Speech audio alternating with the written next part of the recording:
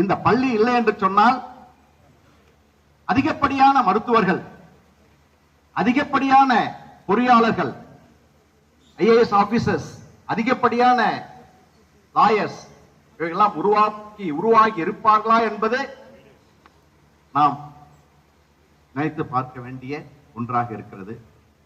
எனவே இந்த பள்ளியிலே பயின்று மிக உயர்ந்த நிலையில் இருக்கக்கூடிய முன்னாள் மாணவர்கள், படிக்கின்ற மாணவர்கள், படிக்கப் போகின்ற மாணவர்கள் யாவரும் வானத்தில் இருக்கின்ற விண்மீன்கள் எவ்வாறு ஜொலிக்கின்றனவோ, எவ்வாறு ஒளியை தந்து இந்த உலகை பிரகாசிக்க செய்கிறதோ, அதுபோல நீங்கள் அனைவரும் படித்து முடித்த, படிக்க போகின்ற மாணவர் அனைவரும் மின்ன வேண்டும்.